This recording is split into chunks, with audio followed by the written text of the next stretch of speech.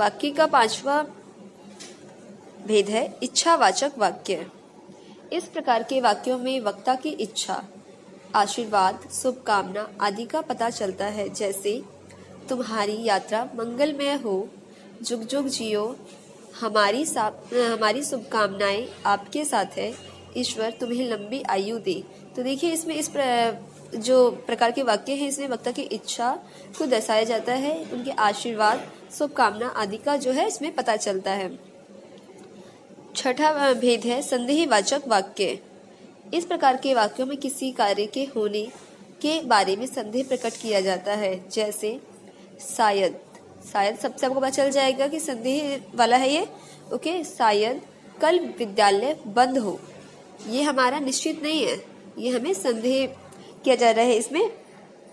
तो इस पर जब ये वाक्य इसमें क्या प्रकट किया जा रहा है, संदेह प्रकट किया जा रहा है।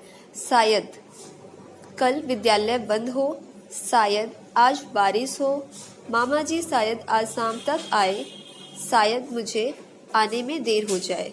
ओके स्टूडेंट्स, इसमें जो है संदेह प्रकट किया जा रहा है, बिल्कुल ही निश्चित नहीं है। ओके, अब देखिए सातवां भेद जो है हमारा संकेतवाचक वाक्य।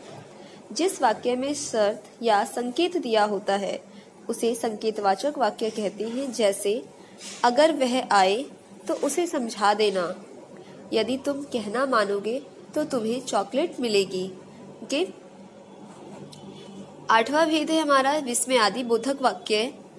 जिस वाक्य में विस्मय, हर्ष, शोक आदि भाव प्रकट होते हैं उसे विस्मय आदि बोधक वाक्य कहते हैं। जैसे वाह क्या सुहाना मौसम है, अरे आप कब आए, शाबाश तुमने तो कमाल कर दिया, हे भगवान मेरी रक्षा कीजिए। ओके स्टूडेंट्स, तो देखिए यहाँ पर वाह, अरे, शाबाश, हे भगवान, ये सारी क्या है, विस्मय आदि वो शब्द हैं। ओके स्टूडेंट्स,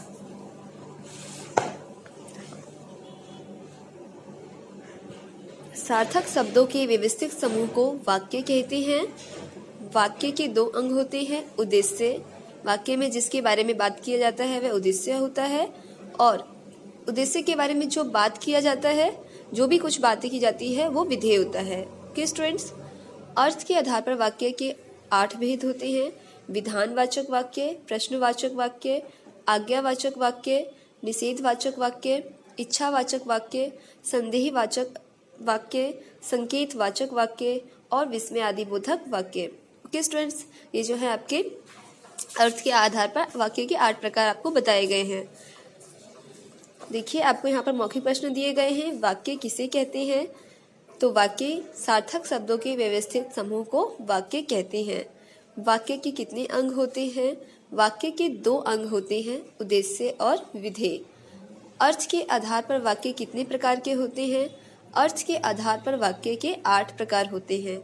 आप 8 प्रकार को लिख देंगे, विधानवाचक, प्रश्नवाचक, आज्ञावाचक, इस प्रकार से आप लिखेंगे। आदेश या निर्देश देने वाले वाक्य क्या कहलाते हैं? आदेश या निर्देश देने वाले जो वाक्य हैं वो क्या कहलाते हैं? आज्ञावाचक वाक्य। Okay students,